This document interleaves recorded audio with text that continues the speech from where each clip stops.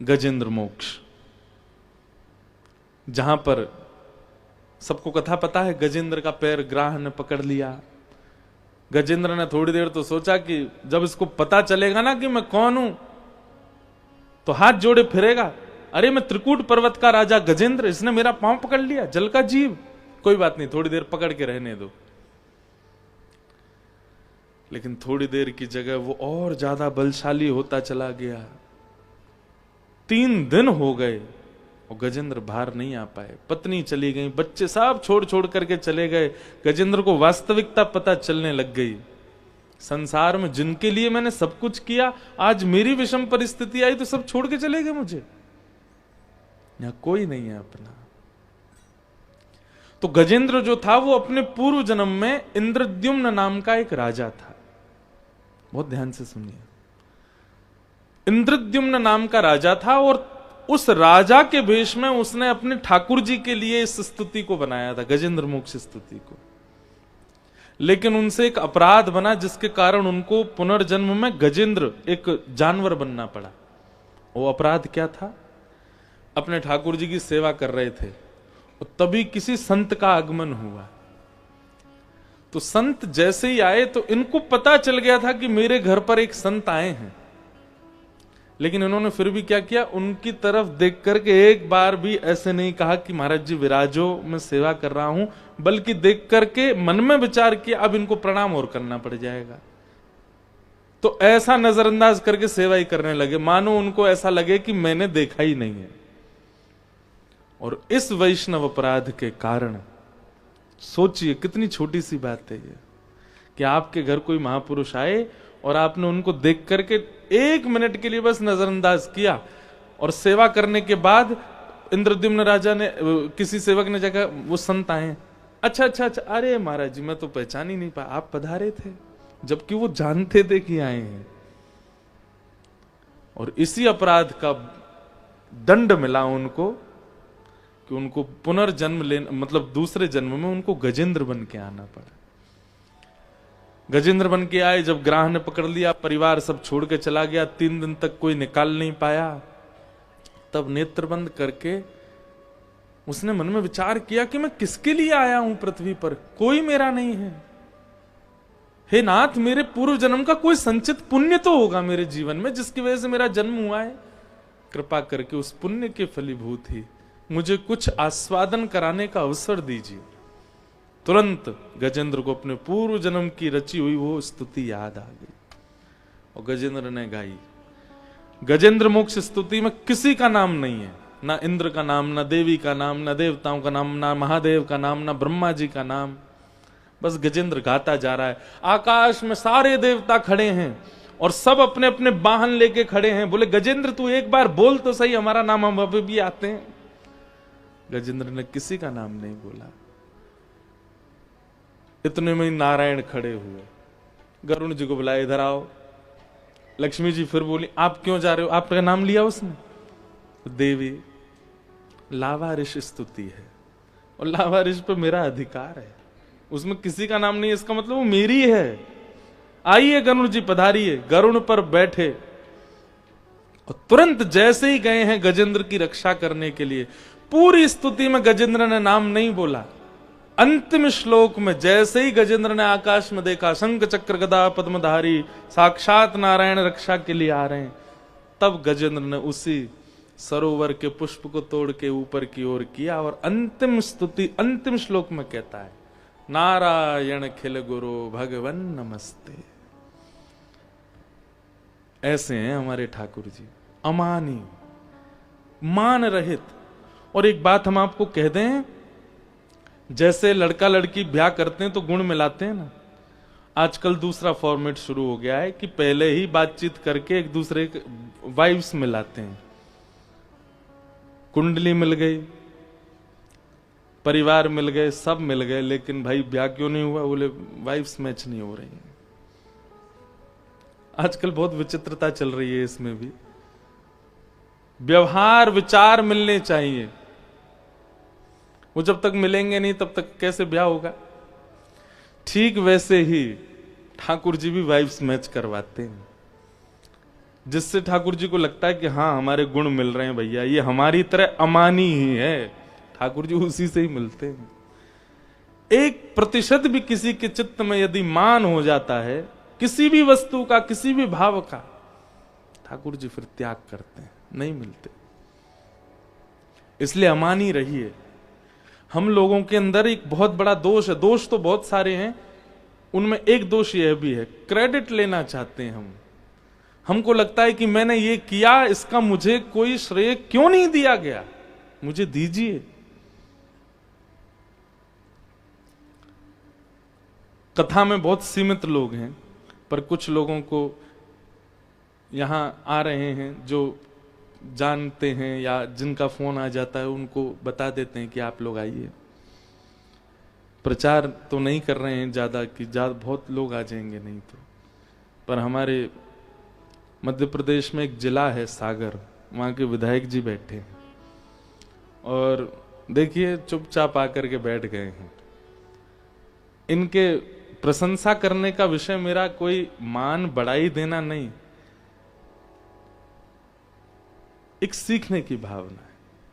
क्या मान रहित हैं, मान नहीं। और ये मैंने अनुभव कर लिया कि ठाकुर जी को मान रहित व्यक्ति अति प्रिय है। आपके यहां भी कथा हुई थी कुछ दिन पहले, मैं तो कई जगह बोल भी देता हूं, मैंने कि मैं 7 दिन में मुझे लगा ही नहीं कि मैं विधायक जी के साथ हूं। कोई ऐसा व्यवहार नहीं, कोई ऐसी विचार नहीं, बहुत सरल स्वभाव। ऐसी हमारी हिंदू जी हैं, ये भी बहुत सरल सहज हैं। इनको कोई कैसे बोल दे, न्यायाधीश न्यायालय में बैठी हैं, खूब न्याय किए हैं, पर सरल स्वभाव है। उसका ज्यादा प्रचार नहीं है कि हम ऐसे हैं या ऐसे थे या वैसे थे। ऐसा बनना चाहिए, लेकिन दिक्कत यह है कि व्यक्ति बहुत लेट समझता है और बहुत लेट परिवर्तन करना प्रारंभ करता है अपने अंदर। हम इसीलिए 28 वर्ष से ही कथा कर रहे हैं, मतलब अभी 28 वर्ष के, कथा तो हम 18 साल से कर रहे हैं, 18 साल के थे तब से कर रहे हैं। क्यों? क्योंकि इस उम्र में परिवर्तन करने के बाद जो सुख का अनुभव होता है ना पूरे जीवन, हमें कहीं ना कहीं ऐसी संतुष्टि लगती है कि हमारा आना सार्थक हो गया पृथ्वी पर। हम अपने माता पिता के यहां जन्मे और जन्म लेकर के जो कुछ भी किया, अब जिस क्रिया में हम हैं हमें बहुत संतुष्टि है। कहीं ना कहीं देखिए, प्राण सबके जाने, कभी भी जाने, कोई बता नहीं सकता, पर हर व्यक्ति को यह रहता है ये काम मेरा अभी अधूरा रह गया, ये और हो जाए, ये इसकी पूर्ति और हो जाए। पर हम सत्य बता रहे हैं, हमारे चित्त में कोई कामना ही नहीं रह गई है। ऐसा लगता परिपूर्ण है, बस ऐसे ही भगवत भाव सुनाते रहेंगे, जो जहां बुलाएगा। बस इतनी भागदौड़ इसलिए करते हैं क्योंकि युवाओं की थोड़ी सी चिंता होती है कि उनको समझ में आना चाहिए कितना सुंदर होता है वैष्णव रहना, कितना आनंददायी होता है आध्यात्मिक पथ पर चलते हुए आज की जो इनोवेशंस हैं उन सबको जीवन में लाना। बस उनके लिए थोड़ी भागदौड़ ज्यादा करते हैं, बाकी तो और हमें कोई चिंता नहीं है। तो अमानी बनिए, क्योंकि ठाकुर जी को मान और क्रेडिट्स लेने वाले व्यक्ति बिल्कुल अच्छे नहीं लगते। किसी की ब्याह सक्सेसफुल हो जाए तो बीच में 5 लोग बोलने वाले, हमने ही तो बताया था, हमने ही तो बताया था, हमने ही करवाया इन दोनों का, लड़की कहां वो वहां थी, वो लड़का कहां वहां था, हमने ही मिलवाया जोड़ा। और जैसे दोनों के डिवोर्स हो जाए तो वही बिचौलिया भाग जाता है, उसके अते पते नहीं, ढूंढे से नहीं मिल रहा, कहां गया भाई, तेने ही तो करवाया था।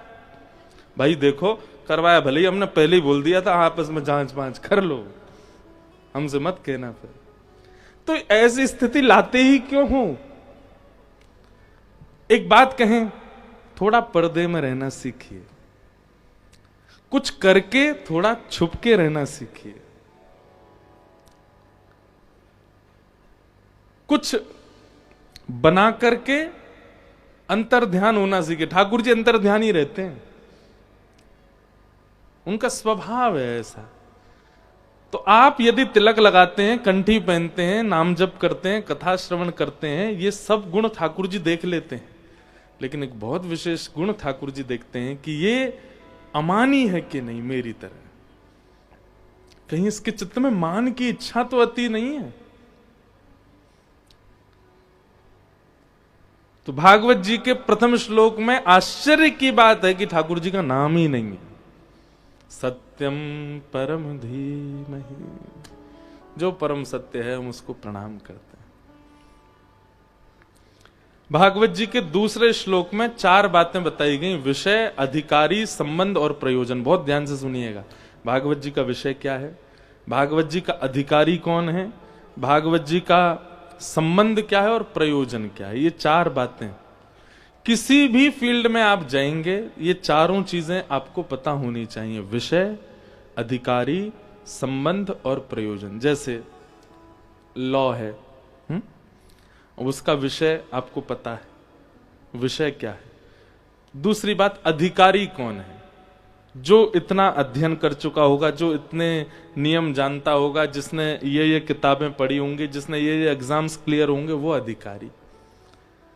फिर तीसरी बात आती संबंध।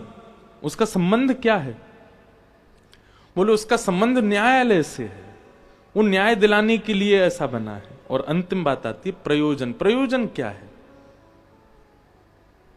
प्रयोजन क्या है, किसी भी व्यक्ति का कोई भी पक्ष हो, वो पक्ष स्पष्ट रूप से कैसे प्रस्तुत किया जाए, ये उसका प्रयोजन है। किसी भी फील्ड में आप जाएंगे, चारों चीजें अनिवार्य है, विषय, अधिकारी, संबंध और प्रयोजन। भागवत जी के ये चारों क्या है। तो सबसे पहली बात विषय, तो धर्म प्रोजित कैतवोत्र परमो निर्मत्सराणां सतां वैद्यं वास्तवमत्र वस्तु शिवदम् तापत्रयोन्मूलनम्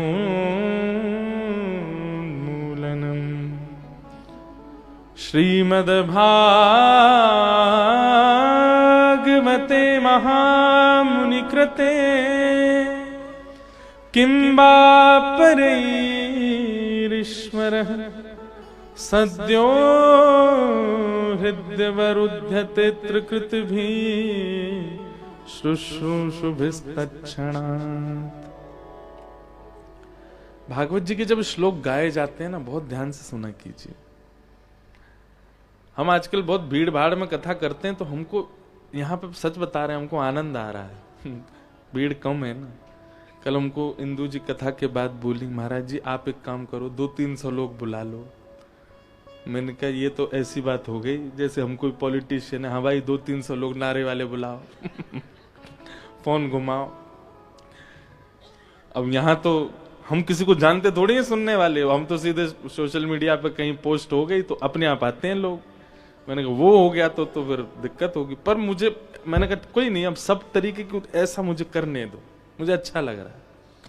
सीमित लोग हैं, बहुत शांति है, श्लोक गाने में भी सुख मिल रहा है, ऐसा लग रहा है कि 1-to-1 चर्चा हो रही है। तो एक बार एक कथा ऐसी भी होने दीजिए, ये एक अलग एक्सपीरियंस है, अच्छा लग रहा है हमें। तो कहीं ना कहीं हम 9 साल पुरानी वाली कथा कर रहे हैं, बेसिक, और वो मुझे अच्छा लग रहा है। तो इसलिए अब ऐसे ही रहने दें। कोई आना चाहेगा, ढूंढ धाड़ के पहुंच जाए तो ठीक है, नहीं तो यही समझ लिया जाए इस कथा को कि यहां चुनिंदा लोग ही हैं जो चुने गए हैं। तो भागवत का विषय क्या है, धर्म प्रोजित कैतवोत्र परमो।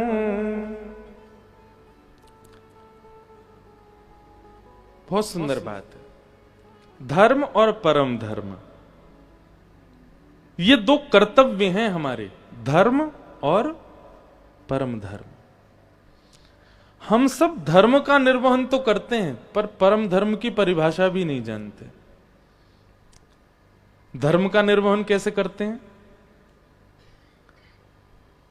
शरीर को स्वस्थ रखने के लिए, प्रसन्न रखने के लिए, ऊर्जावान रखने के लिए, सुंदर बनाने के लिए आप जो भी कर्म करते हो वो सब धर्म है। स्नान करना भी धर्म है, सोना भी धर्म है, वस्त्र पहनना भी धर्म है, भोजन करना भी धर्म है, व्यापार करना भी धर्म है, अपने जॉब के लिए जाना भी धर्म है, क्योंकि इससे आप अपने शरीर का पोषण कर रहे हो। सीधी बात, शरीर के पोषण को, शरीर की श्रेष्ठता को, शरीर की एक मर्यादा को, डेकोरम को सब जगह बनाने के लिए जो हम कर्म करते हैं वो है धर्म।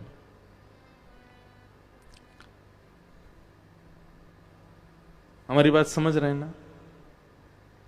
शरीर के लिए जो कुछ भी आपने किया जन्म से लेके आज तक, शरीर जिसमें प्रधान है, वो सब धर्म है।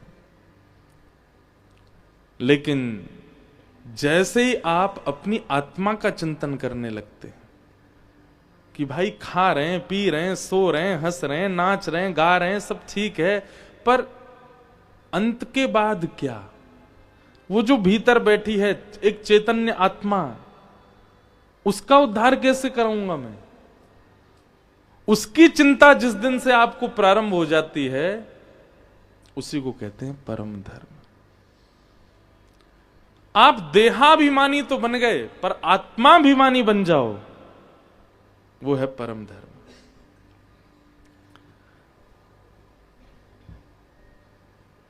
बड़े बड़े लोगों को देखिए आप, 1-1 लाख रुपए के तो क्रीम्स लगाते हैं फेस पे, तब भी ग्लो नहीं आ पाता। हमारे वृंदावन में जाके संतों को देखो, ब्रज रज लगाते हैं, ब्रज की रज, और वहां में यमुना जी को जल ऐसे मिलाए के वही ये लगा लें, पूरे मुंह पे लगा के घूमे, और सामान्य से वस्त्र ऐसे धो के निचोड़ के सुखा के पहन लेते हैं। आप अगर बैठ गए ना उनके सामने तो आप अपनी पलकें नहीं झपका पाओगे। ऐसा ऐसा एक आकर्षण उनमें से प्रकट होता है, ऐसा लगता है कि बस मन शांत हो गया, देखते रहें बस इनको, ऐसे ही देखत रहूं मैं जन्म सफल कर मानूं। क्यों? क्योंकि कहीं ना कहीं वो व्यक्ति परम धर्म वाला है। अच्छा एक बात बोलें, बुरा नहीं मानिएगा, कभी स्टेज परफॉर्मेंस पे कोई एक्टर आया है, आप उसको स्टेज पे तो बहुत बढ़िया लगेगा वो, और वही मेकअप उतार के आपको दिख जाए, आप नहीं देख पाओगे उसको, क्योंकि उसका जो कर्म है वो धर्म है। वो शरीर को प्रधान मान करके अपनी फिजिक्स बना लेगा, अपनी वो क्या बॉडी वॉडी बना लेगा, 6 पैक निकाल लेगा, ऐसा फेस बना लेगा, बाल वाल खड़े करके बढ़िया महाराज बालकों के बीच में अट्रैक्शन का केंद्र बन जाएगा। पर वही व्यक्ति अपनी सामान्य स्थिति में आ जाए तो लोग बाग उसको ट्रोल करने लगते हैं, ऐसा दिखता है, अरे राम कितना भयानक है, कैसा है। कोई नहीं उससे आकर्षित होगा। पर भजनानंदी व्यक्तियों को देखिए, भजनानंदी महापुरुषों को देखिए, उनका चलना, बैठना, उठना, बोलना, लेटना, सोना, हंसना, सब कुछ इतना आनंद देने वाला क्यों बन जाता है? क्योंकि वो परम धर्मी है। वो धर्मी नहीं है, वो परम धर्मी है। वो देहाभिमानी नहीं है, वो आत्माभिमानी है। वो देह की चिंता नहीं कर रहा है, वो अपनी आत्मा के कल्याण में लगा हुआ है, इसलिए उसके प्रति एक अलग सा आकर्षण होने लग जाता है। हमारा जीवन निकल जाता है केवल देह की सोचते सोचते, उसका तो सोच ही नहीं पाए, उसका तो कोई निदान ही नहीं कर पाए जो उसके भीतर बैठा था। भागवत जी का विषय क्या है? धार्मिक व्यक्ति को परम धार्मिक बनाना। कहीं ना कहीं आप यदि देहाभिमान से शून्य नहीं हुए कथा सुनते हुए भी, तो आपने कथा नहीं सुनी है। देह अभिमान शून्य होगा।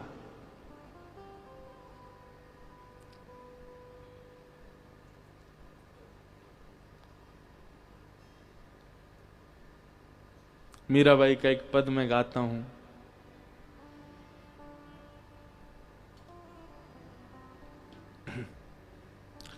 कहो तो कुसुमल साड़ी रंगावा, कहो तो भगवा भेष,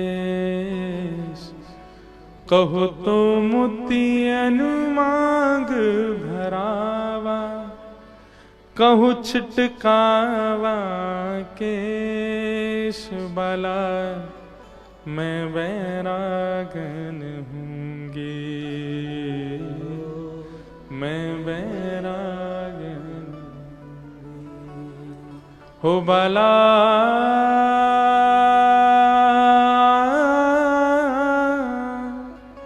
मैं वैरागन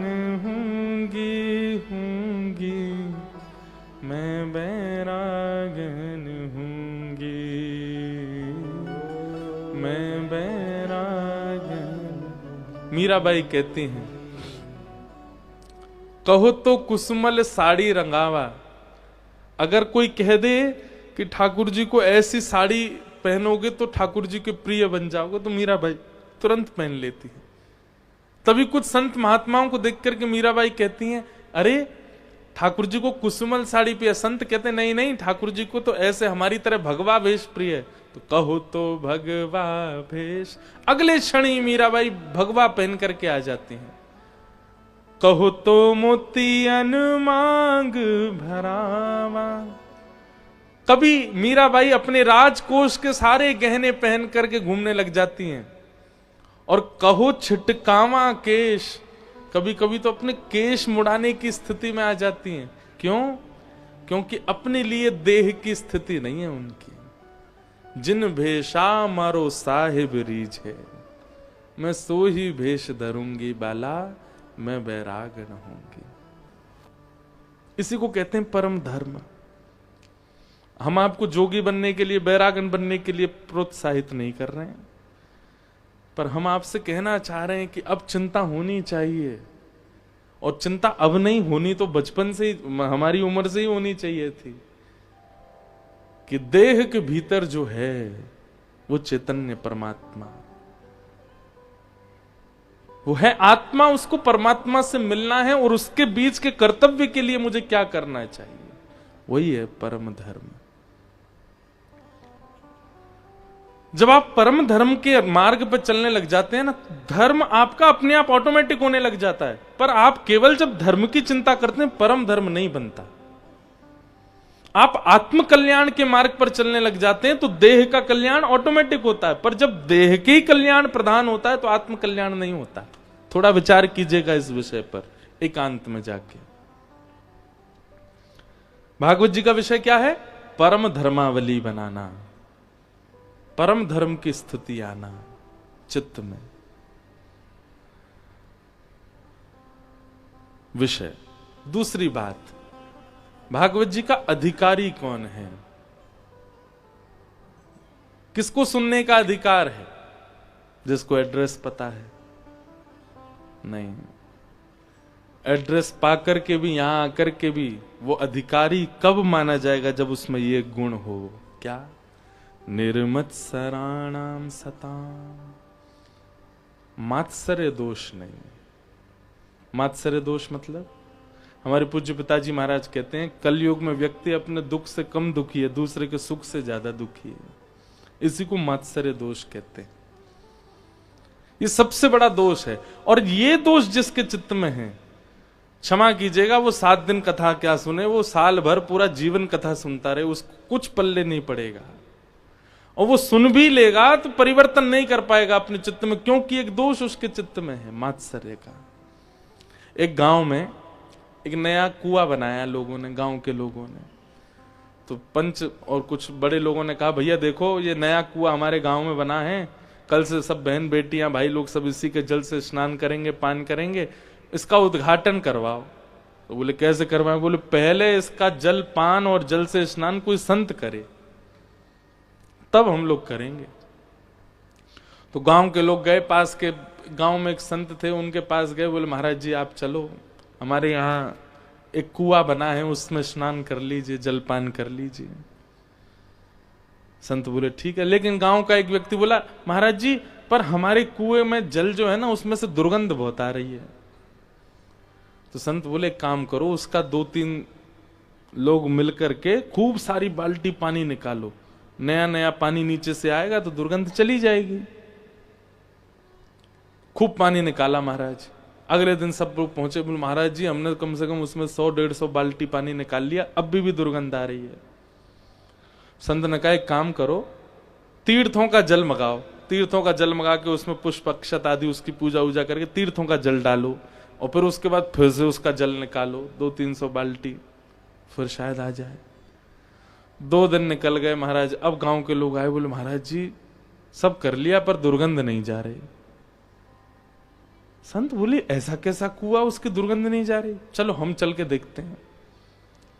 तो संत गए, उन्होंने जाकर के जैसे कुआं में झांक के देखा तो एक जानवर मरा पड़ा था उसमें। संत ने बोला, क्यों भाई तुमने इसको क्यों नहीं निकाला? बोले, आपने केवल जल निकालने को कहा था, इसलिए इसको नहीं निकाला। अरे भले आदमी, तेरे पांव पूजू, इसको निकाल पहले यहां से। तुम इस ये पड़ा है तो तुम चाहे कितना भी पानी निकाल लो, कितना भी तीर्थों का जल डाल दो, दुर्गंध तो नहीं जाएगी ना। ठीक वैसे ही आप कह रहे हैं महाराज जी हमारे दोष नहीं जा रहे। हमने कहा भाई एक काम करो, प्रयागराज कुंभ में स्नान करके आओ, गंगा जलपान किया करो, यमुना जलपान किया करो, इस स्तुति का पाठ किया करो, सुबह उठ के तिलक लगाया करो, राधा राधा जपा करो, महामंत्र का जाप किया करो। सब करने के 2 महीने बाद फिर आए, बोले अभी भी महाराज जी नहीं हो रहा कुछ भी। तभी झांक करके देखा तो भीतर मात्सर्य रूपी जानवर मरा पड़ा है। अरे भाई जब तक इसको नहीं निकालोगे तुम चाहे जो कर लो, वो दुर्गंध जाने वाली नहीं है। और क्षमा कीजिएगा, आज की डेट में 95% लोग मात्सर्य दोष से ग्रसित हैं। वो अपने दुख से दुखी है ही नहीं। कई बार उनके सिर में दर्द हो रहा होता है, लेकिन बगल वाले की अगर कुछ बढ़िया हो गए होते, उसको थोड़ा मुनाफा हो जाए तो सिर की जगह पेट, छाती, सब जगह दर्द होने लग जाता है। ऐसा क्यों हो गया? और कई बार ऐसा होता है कि किसी के सिर में दर्द हो रहा है और जिससे वो ईर्ष्या करता है उसके हाथ पांव में दर्द हो जाता है, तो उसका सिर का दर्द ठीक हो जाता है। बहुत बढ़िया, अच्छा है, दुखी लग रहा है। ये मात्सर्य दोष है।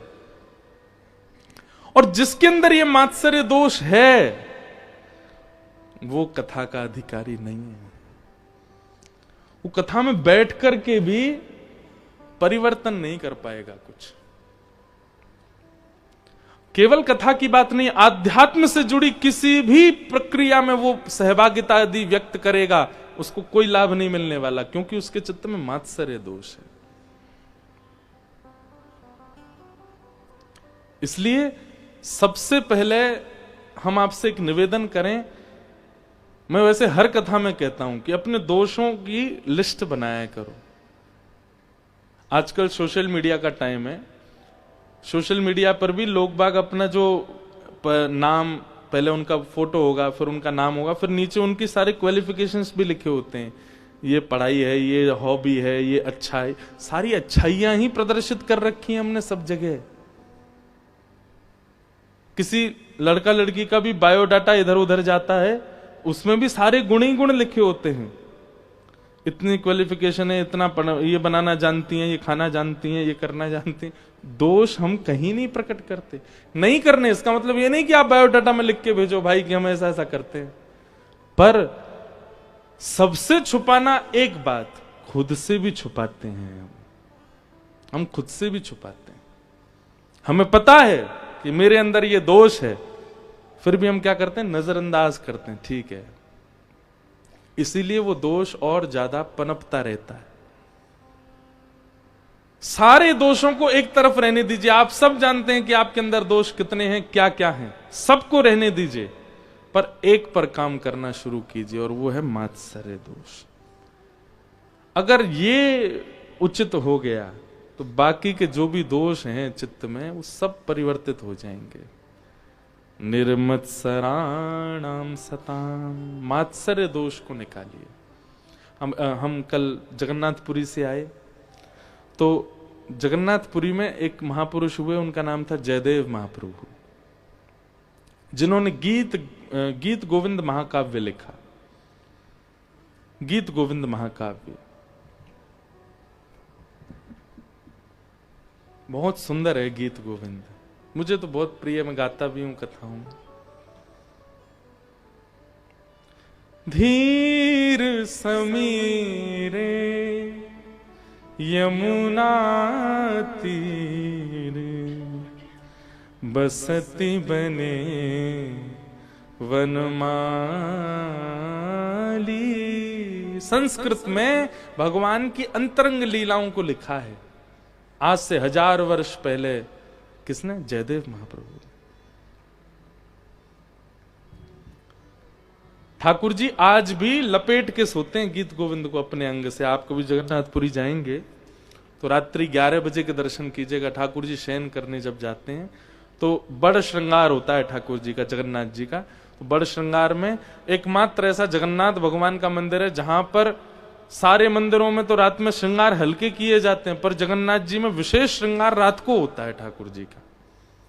फूल मालाएं, पुष्प मालाएं, जो भी सब उतार दी जाती हैं ठाकुर जी की रात में सुलाते समय। पर जगन्नाथपुरी में ये बड़े बड़े ठाकुर जी यहाँ पहनेंगे, इधर लड़ लगाएंगे आंखों के ऊपर फूलों की, अपने हाथों पे भी खूब सारे फूल पहनते हैं, गले में भी खूब फूल पहनते हैं।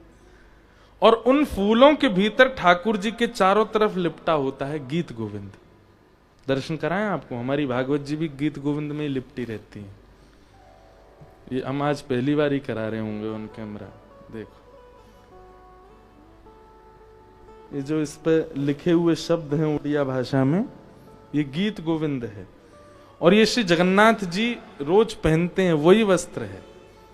वहां के पुजारी जी ने हमको दिया ठाकुर जी का, रात में इसको पहन के सोते हैं ठाकुर जी। तो हम तब से अपनी भागवत जी को इसी में ही रखते हैं कि हमारी भागवत जी जगन्नाथ जी हैं, वो इसी को लपेट के सोती हैं रात में। तो गीत गोविंद इतना प्रिय है ठाकुर जी को। गीत गोविंद महाकाव्य की जब बहुत ख्याति होने लगी सर्वस्व जगत में, तो एक ईर्ष्यालु व्यक्ति ने एक और महाकाव्य लिखा, उसका नाम भी गीत गोविंद कर दिया। तो लोग बाग उसको खरीदने लगे, लोग बाग उसकी प्रशंसा भी करने लगे। उसके मन में यह भावना थी कि मेरे गीत गोविंद का भी प्रचार हो जाए जैसे जयदेव महाप्रभु के का हो रहा है, और बल्कि ऐसी भावना आ गई थी इनका कमो मेरा ज्यादा हो जाए। तो स्वयं श्री जगन्नाथ जी पहुंच गए उसके स्वप्न में, और स्वप्न में जाकर के कहा अपने तुमने जो लिखा है इसको अभी विसर्जित करके आओ समुद्र में। गीत गोविंद एक ही रहेगा क्योंकि जयदेव महाप्रभु ने पहले लिखा है, और उनकी भावना से तुम्हारी भावना मेरी प्राप्ति, मेरी प्रसन्नता नहीं है, उनको नीचा दिखाने की है, उनसे ज्यादा श्रेष्ठ बनने की है। तुरंत वो व्यक्ति गए, अपना गीत गोविंद विसर्जित करके आए समुद्र में। ठाकुर जी को सोचिए मात्सर्य दोष से कितनी पीड़ा होती है। दोष तो अनेक होते हैं लोगों में, काम है, क्रोध है, लोभ है। कभी किसी को ठाकुर जी स्वयं समझाने गए हों किसी दोष के कारण? नहीं।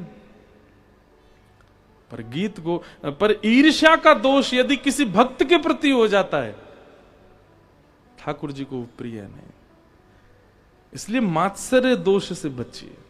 और अगर ये मात्सर्य दोष आपके चित्त में है, किसी की प्रसन्नता, किसी की सफलता आपको सहन नहीं होती है, थोड़ा सत्संग बढ़ाइए अपना, क्योंकि बाकी के दोष नजरअंदाज किए जा सकते हैं, इस दोष को ठाकुर जी नजरअंदाज नहीं करेंगे।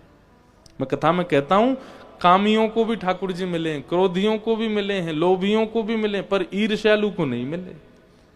एक भक्त का चरित्र ला करके आप हमें दिखा दीजिए जहां ईर्ष्यावान कोई था, ठाकुर जी उसको मिले, नहीं मिलते।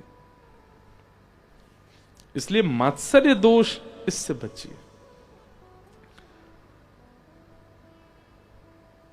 विषय अधिकारिश्च संबंधश्च।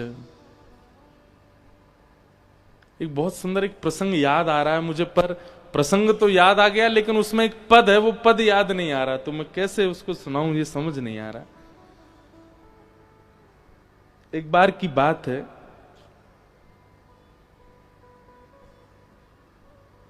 हमारे वृंदावन में अष्ट सखा हैं। ठाकुर जी के कलयुग में 8 सखा हुए।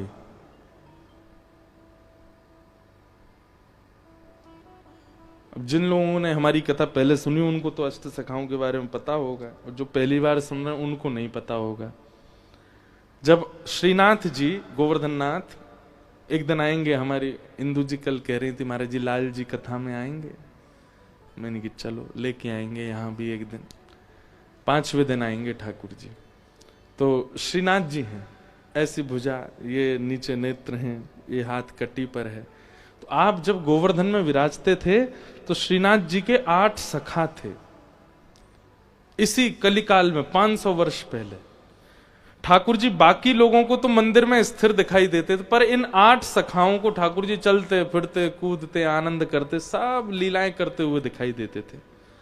उनमें से एक हैं जो सब प्रसिद्ध हैं, बहुत लोग जानते हैं, श्री सूरदास। तो सूरदास, कुम्भनदास, परमानंद दास, नंददास, गोविंद स्वामी, छीत स्वामी, चतुर्भुज दास, और कौन रह गए? एक और रह गए कोई, नंददास। नहीं, नंददास भी हो गए, अब यही हैं अष्ट सखा। तो एक बार की बात है कि सूरदास जी से नंददास जी को थोड़ी सी प्रतिस्पर्धा हो गई। सूरदास जी के प्रति उनका भाव आया कि भाई नंददास जी के प्रति सूरदास जी के मन में, और ये प्रतिस्पर्धा नहीं हुई थी, केवल ठाकुर जी की लीला को प्रकट करने के लिए एक छोटी सी लीला हुई कि सूरदास जी बोले, हे नंददास, तुम जितने भी पद गाते हो ना, ये सब हमारी छाप के ही हैं। मतलब हम पहले लिख चुके हैं ऐसे पद, उन्हीं को सुन के तुम दो चार शब्द इधर उधर करके अपने बना देते हो। तो नंददास जी बोले, प्रभु आप हमसे बहुत सीनियर हैं, हमसे बड़े हैं, आप ऐसा तो भाव मत कहिए, हमको जो लीला दिखती है हम वैसे पद गाते हैं। तो सूरदास जी ने उनको चैलेंज किया कि तुम कोई ऐसा पद लिख करके दिखाओ जिस पद पर हम कुछ ना टीका टिप्पणी कर सकें, तो हम मानेंगे कि तुम हमसे भी श्रेष्ठ कवि हो। तो नंददास जी बोले, देखिए हमें आपसे श्रेष्ठ कवि बनने की कोई इच्छा नहीं है, हम आपसे श्रेष्ठ बनना नहीं चाहते हैं, पर हां ठाकुर जी की भक्ति की बात है तो हम इस कंपटीशन में भाग तो लेंगे। हमें जीतना नहीं है आपसे, लेकिन हां लिखूंगा कुछ, क्योंकि आपके मन में जो ये भाव है कि हम कहीं आपकी नकल करते हैं, आपकी छाप लेके गा देते हैं, उस पर थोड़ा सा भाव तो लिखूंगा। तो अब ये कह तो आए, और जैसे लौट करके अपने घर आए तो बड़े परेशान हो गए। ठाकुर जी से कहने लगे, ठाकुर जी मैं कह तो आया हूं, लेकिन सूरदास जी से अच्छा तो कोई लिख ही नहीं सकता। और भाई सूरदास जी ने 1.25 लाख पद लिखे। कितने पद? 1.25 लाख। कोई कहीं से भी कुछ भी गावे, वो कहीं ना कहीं सूरदास जी से मिल ही जाएगा, इतने पद लिख रखे उन्होंने। मतलब ठाकुर जी के रस पक्ष का, वीर पक्ष का, कृपा पक्ष का, सब पक्षों को लिखा है, कोई पक्ष छोड़ा ही नहीं किसी के लिए। अब कोई कुछ भी लिखे उसमें छाप कहीं ना कहीं सूरदास जी के पद की कहीं ना कहीं से तो आ ही जाती है। नंददास जी बोले, ठाकुर जी मैं कह तो आया हूं उनसे, लेकिन मैं कुछ भी लिखूंगा वो कहीं ना कहीं सूरदास जी के किसी पद से तो मेल खा ही जाएगा, अब मैं क्या करूं। तो व्याकुल होकर के नंददास जी रोते रहे रात भर, अब क्या होगा, कल तो मेरी बड़ी बदनामी हो जाएगी, और ये वो सब सोचने लगे। बोले मुझे जीतना नहीं है, लेकिन कुछ ऐसा तो होता। तो रात्रि में जब रोते रोते आप सो गए तो ठाकुर जी आए आपके कक्ष में, और आपकी कलम और किताब जहां रखी रहती थी ठाकुर जी ने उठाई, दिया जलायो, बढ़िया प्रकाश कियो, ठाकुर जी लेकर के ठाकुर जी स्वयं लिख रहे एक पद। वो इतना सुंदर पद है, वो पद मुझे मिल नहीं रहा है, मिलेगा मैं कल आपको सुनाऊंगा जरूर। ठाकुर जी ने अपने हाथ से पद लिखा, और वो ऐसी लीला लिख करके गए जो सूरदास जी के भी चित्त में कभी नहीं आई थी। ठाकुर जी की गौचारण लीला है, और गौचारण लीला में एक ऐसा भाव था जो सूरदास जी ने भी नहीं सोचा। अब ठाकुर जी रात भर बैठे लिख करके, और उस पद को नंददास जी की छाप, अंत में नंददास जी का नाम लिख दिया, और लिख करके ठाकुर जी प्रेम से उसको पधरा के चले गए। सुबह नंददास जी उठे, बोले अब मैं क्या भाग जाता हूं व्रत छोड़ के, क्योंकि रहूंगा तो वो आ जाएंगे मुझसे पूछने, हाँ भाई क्या लिखा तुमने। सब सामान समेटने लगे, वो किताब जिसमें पद लिखते थे वो उठाई, तो कलम बीच में रखी थी, जैसे ही खोल करके देखा तो एक नवीन रचना। और लेखनी, हर व्यक्ति अपनी लेखनी जानता है, लेखनी इतनी सुंदर कि एक एक अक्षर पर ही नेत्र टिक रहे हैं। जैसे उस पद को उन्होंने पढ़ा, एक अद्भुत भाव।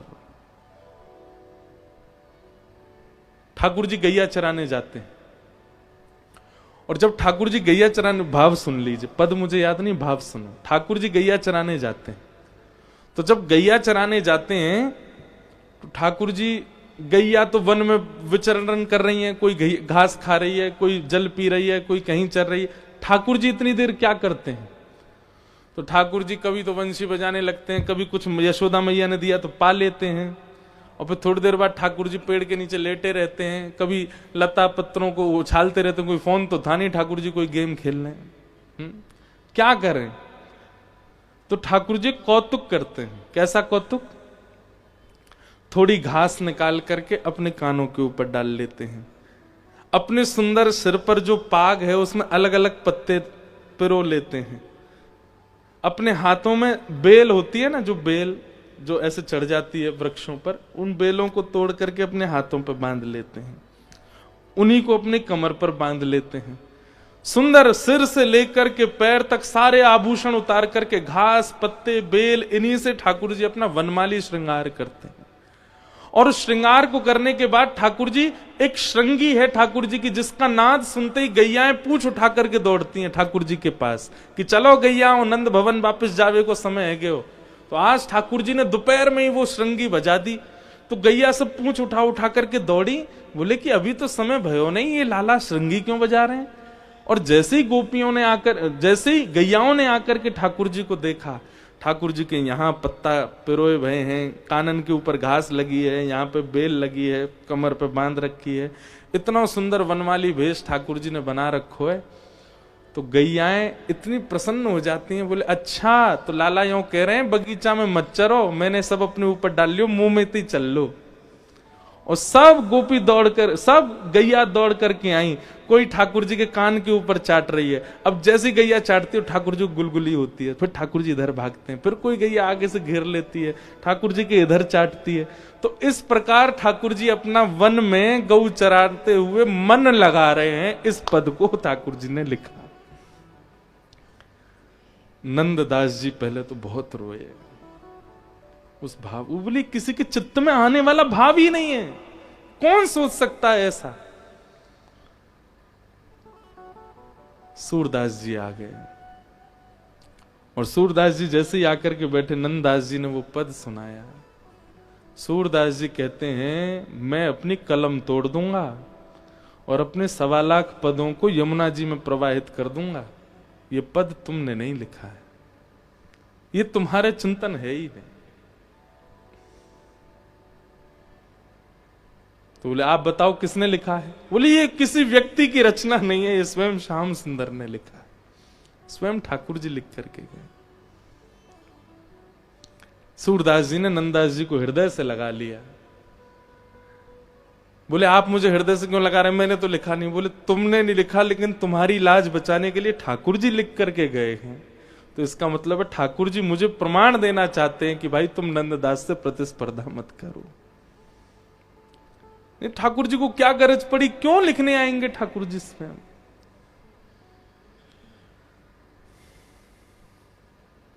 अद्भुत। तो मात्सर्य दोष, इससे बचने का प्रयास कीजिए। ठाकुर जी को यह प्रिय नहीं है।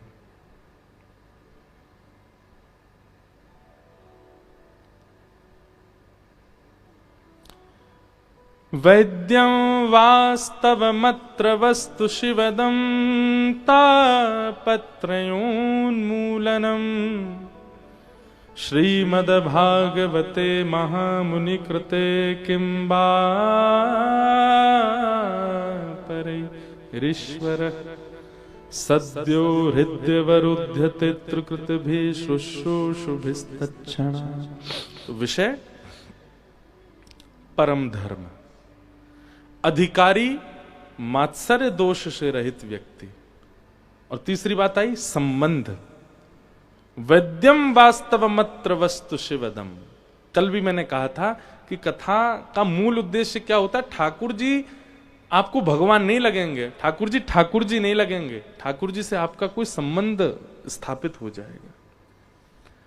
और आप जबरदस्ती आप मत मानना हमें तो ठाकुर जी लाला लगते हैं, हम तो लाला मानेंगे, नहीं, ऐसे नहीं।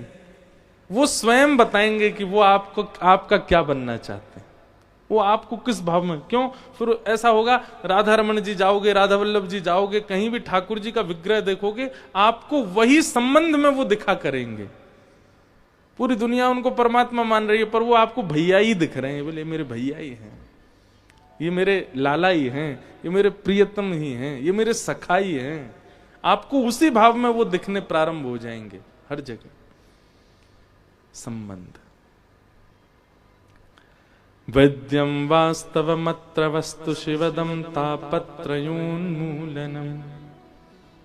मीराबाई कहीं भी दर्शन करने जाती थी, चाहे जैसा श्रृंगार हो ठाकुर जी का, पर मीराबाई को सेहरा में ही दिखते थे ठाकुर जी, दुल्हा दुल्हा के रूप में ही दिखते थे। और थोड़ी देर देखने के बाद मीराबाई चरणों को ही दिखती रहती थी, मुखमंडल ज्यादा देर देख ही नहीं पाती थी ठाकुर जी का। क्यों? प्रियतम है। संबंध ऐसे स्थापित होगा ठाकुर जी के साथ।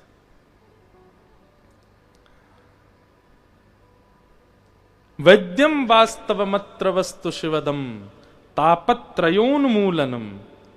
भागवत जी का प्रयोजन क्या है? तापत्रयोन्मूलनम। उन्मूलन किसको कहते हैं? नष्ट को, खींचने को।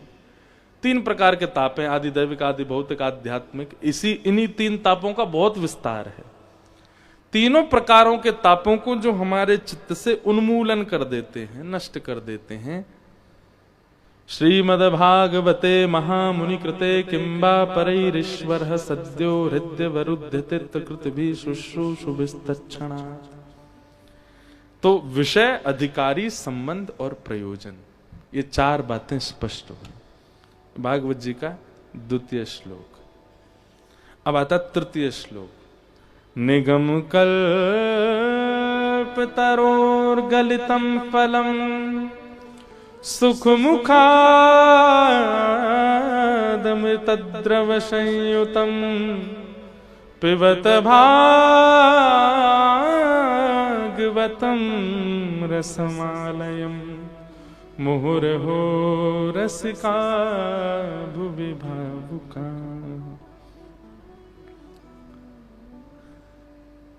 पहला श्लोक देवताओं के लिए था, दूसरा श्लोक श्रोताओं के लिए था, और तीसरा श्लोक वक्ता के लिए। आप लोगों ने दूसरे श्लोक में अपनी भावनाएं, अब ये तीसरा हमारे लिए है। तीसरे में क्या कह रहे हैं? बोले निगम कल्प तरोर गलितम फलम। बोले तुम्हारे सामने क्या रखा है? बोले निगम कहते हैं वेद को, वेद रूपी कल्प वृक्ष का पका हुआ फल तुम्हारे सामने है। हे व्यास जी, हमको भागवत जी कह रहे हैं कि वेद रूपी कल्प वृक्ष का पका हुआ फल, मतलब ऋग्वेद, यजुर्वेद, सामवेद, अथर्ववेद, इन चारों का रस एक फल में है, और वो है श्रीमद् भागवत। यदि आप भागवत जी का श्रवण करते हैं तो ऋग, यजुर, साम, अथर्व, चारों वेदों का रस आपको आ गया।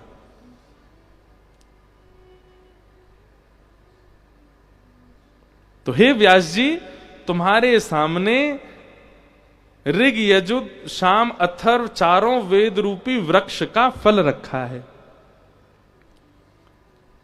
तो बोले इनको क्या करो?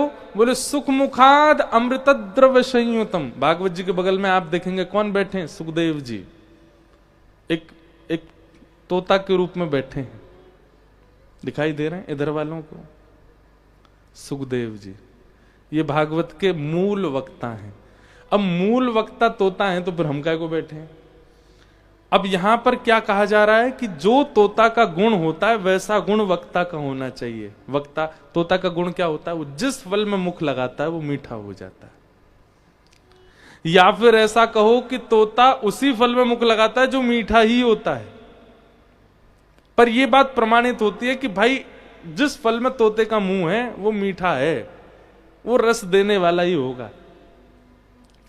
लेकिन तोते का एक स्वभाव होता है, बहुत ध्यान से सुनिएगा। एक भाव चित्त में आया, आम का पेड़ है,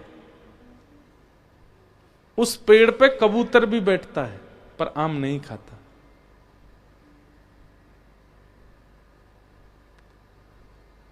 उस पेड़ पर चील भी बैठती है पर आम नहीं खाती। उस पेड़ पर बहुत सारे पक्षी बैठते हैं पर आम नहीं खाते।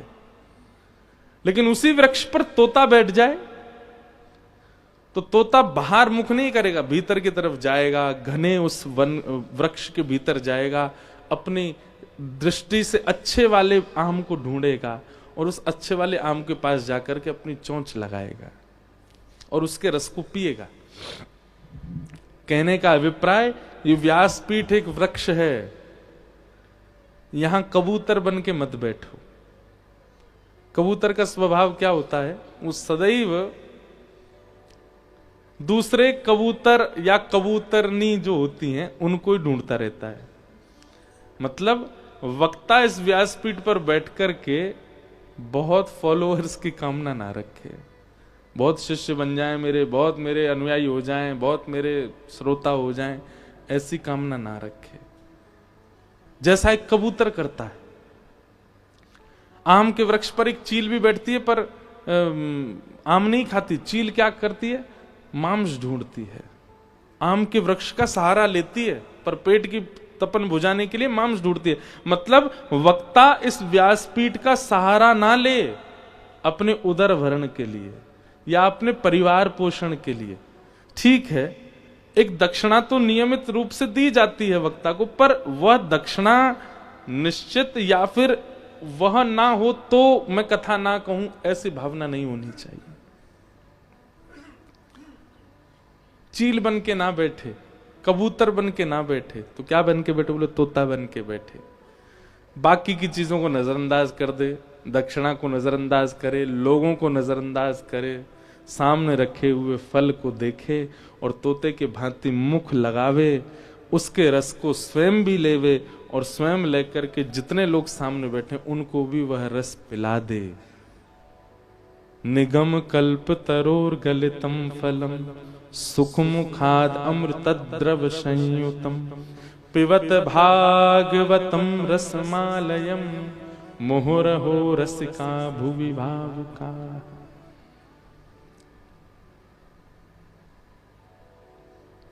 भागवत के व्यासपीठ का आश्रय किसी अन्य साधन के लिए ना करे। एक जिम्मेवारी रखे वक्ता कि सामने अगर 5 लोग भी बैठे हैं तो इन 5 की जिम्मेवारी मेरी है कि इनको भगवत स्वरूप का दर्शन होना चाहिए, इनके दोष नष्ट होने चाहिए। इस जिम्मेवारी से कथा कहे, और वो तभी संभव होगा जब वो सुख बन के बैठेगा। यदि भागवत जी के फल में स्वयं रस नहीं लिया होगा, उसकी जीव को या उसके मन को या उसके भाव को स्वयं रस नहीं मिला होगा, वो दूसरों को नहीं दे पाएगा। वो स्वयं रस युक्त हो पहले, और रस युक्त होने के लिए ही व्यास मंच पर बैठ के।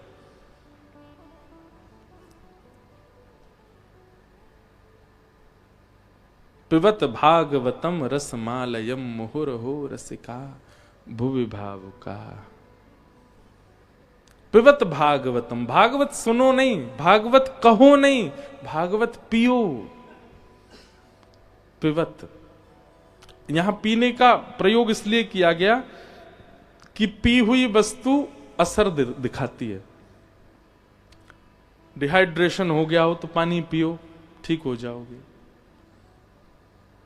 मदिरा पी लो, तुरंत आपकी चाल ढाली बता देगी पी के आए हो। दूध पी लो, छाछ पी लो, दही पी लो, लगातार पीते रहो, कुछ दिन में आपका जो शरीर है वो ये बता देगा हाँ भाई दूध पीते हो, बढ़िया। मतलब पी हुई वस्तु असर दिखाने लगती है, आपकी अंग प्रत्यंगों से ही दिखने लग जाता है कि आप कुछ सेवन करके आए हो। ठीक वैसे ही कथा आपके अंग से छलके प्रकट हो, दिखे, अनुभव हो जाए सामने वाले को कि कुछ तो है इनके पास। लोग बाग क्या करते, कथा तो सुनते हैं पर उनके अंग प्रत्यंगों से कभी अनुभव नहीं होता कि ये कभी सत्संगी भी रहे होंगे। आपके अंगों से, आपके व्यवहार से, आपकी चाल ढाल से सामने वाले को ये प्रस्तुत हो जाए कि नहीं आप सत्संगी हो।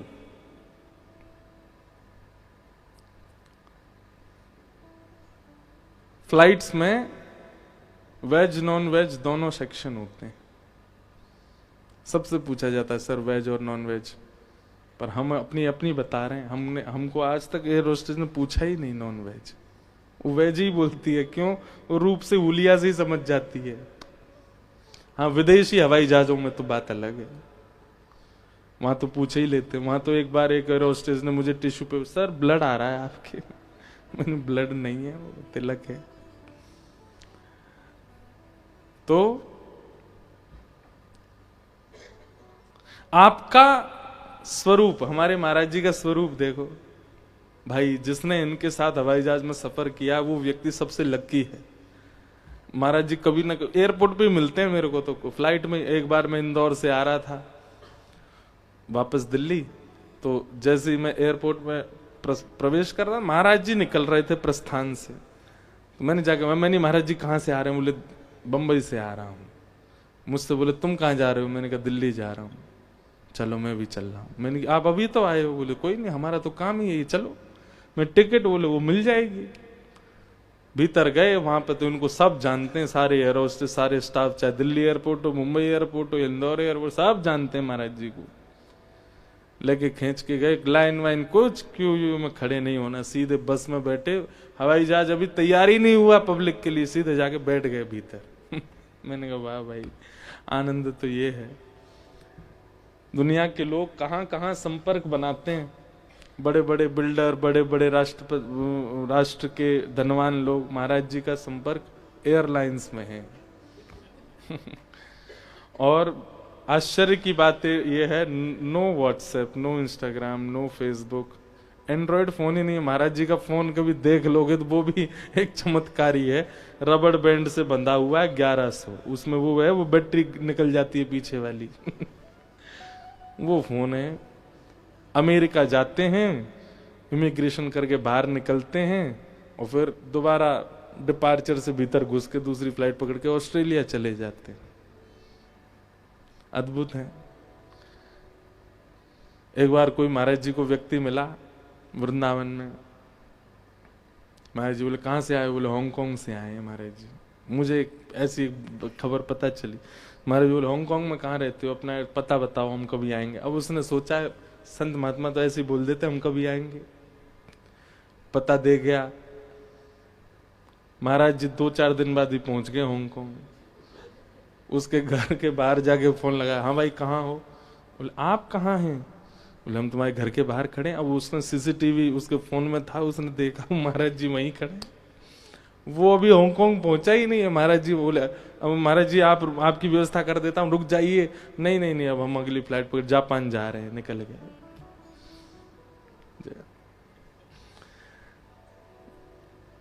अब संसारी लोग इसको नहीं समझ पाएंगे शायद, पर दुनिया के लोग पेड़ के नीचे भजन करते हैं, नदी के तट पे भजन करते हैं, हिमालय पे भजन करते हैं, ब्रज में भजन करते हैं। महाराज जी आकाश में भजन करते हैं, तो इसलिए हवा में ही रहते हैं। तो महाराज जी हमसे तो कभी एयर होस्टेस ने पूछा नहीं नॉन वेज सेक्शन क्यों? क्योंकि उसको हमारे बाह्य रूप परिवेश अब तो और अच्छा हो गया है। अब तो इंडियन एयरलाइंस जो जितनी भी हमारे भारत की एयरलाइंस हैं, इसमें चले जाएं तो हाथ तो जोड़ती ही हैं, पर वेलकम करती हैं या नमस्ते बोलती हैं। हमको देखते ही बोलते राधे राधे, जय श्री कृष्ण। और नहीं, अगर कोई 2-4 चूक जाती है तो हम ही जाके बोलते भाई राधे राधे। फिर वो एंट्री में तो नहीं बोली, पर जब जाएंगे तो बोलती है राधे राधे। कहने का अभिप्राय, इस परिस्थिति को क्या कहते हैं? कथा को पीना। मतलब आपके चाल ढाल, उठना बैठना, बोली चाली, खान पान, नैनों का घूमना, हर आपके वेशभूषा, सबसे पता चल जाता है कि आप कौन हो। आप एक सत्संगी हो। आप नॉनवेज तो नहीं खाते हो। अरे महाराज, कभी गोलगप्पे होते हैं ना, पानी के गोलगप्पे, इसकी दुकान पे चले जाएं तो रुक जाइए महाराज जी, पहले बर्तन साफ कर दूं, बढ़िया से धोएगा, बढ़िया सब बिल्कुल व्यवस्थित करके, फिर नया आलू निकालेगा, उसको मीट के बढ़िया मजा, अब खिलाऊंगा आपको। वो वाला नहीं, आपको पवित्र खिलाएंगे। क्यों? बाकी लोगों को देख करके भाई मर्सिडीज BMW से उतरने वालों को भी पवित्र खिला देते, पर उसकी भावना में क्या आया कि नहीं, ये व्यक्ति वो ज्यादा सत्संगी नहीं होगा, लेकिन उसको केवल उपस्थिति मात्र से यह अनुभव हो गया कि ये पवित्र हैं और इनको पवित्र ही देना है। हम ये नहीं कह रहे हैं कि आप भी हमारी तरह रह जाओ, पर हां, आपकी किसी स्थिति में तो पता चलना चाहिए कि आप वैष्णव हो। आपका कोई व्यवहार तो ऐसा हो जो आपका परिचय देता हो। आपको एक बात आप सुनिएगा मेरी बहुत ध्यान से, इतने लोगों से आप सब लोग मिलते हैं, कामी व्यक्ति का परिचय हो जाता है, लोभी व्यक्ति का परिचय हो जाता है, ईर्ष्यालु व्यक्ति का परिचय हो जाता है, क्रोधी व्यक्ति का परिचय। 2 मिनट आप उससे बात करो, आपको परिचय हो जाएगा कि इसका कैसा व्यवहार है। लेकिन आप यहां 2 दिन से कथा सुन रहे हो, चलिए जाइए रोड पे, मैं पीछे कैमरा वाले भेजता हूं, कोई आपको पहचान जाए कि आप वैष्णव हो, कथा सुनते हो, आपसे परिचय नहीं हो पाएगा। क्यों? क्योंकि हम सुन रहे हैं, पी नहीं रहे। पिएंगे तो वो दिखने लगेगा, आपकी व्यवहार बोली में वो आने लग जाएगा। लोग बाग आपसे कहने लग जाएंगे कथा का असर हो गया भाई आप पे, अब आपका विचार व्यवहार बदल गया। कितने लोग ऐसे वो जैसे बहुत छोटी छोटी चीजें, आप फोन उठाते क्या बोलते हो? हेलो। लेकिन आप फोन उठाते बोलते हैं कुछ भी भगवान नाम, हरिओम बोलो, जय श्री कृष्ण बोलो, जय श्री राधे बोलो, जय श्री राम बोलो, राम राम बोलो। 2-3 बार सामने वाले को अटपटा लगेगा, क्योंकि आज तक उसको ऐसा नहीं बोला है आपने, पर वो अंदाजा लगा देगा कि यार अभी कथा हुई थी इनके यहाँ पे, तब से जय श्री कृष्ण बोलने लगे। अब वो दूसरी बार जब फोन करेगा ना, तो वो आपसे पहले जय श्री कृष्ण बोलेगा, जय श्री कृष्ण कहाँ है। अब आपका केवल इतना सा व्यवहार आपका परिचय दे रहा है कि आप वैष्णव हो। किसी को बताना ना पड़े और आपका भगवान से संबंध सामने वाला अपने आप पहचान जाए, इसको कहते हैं कथा पीना। पिबत भागवतम रसमालयम।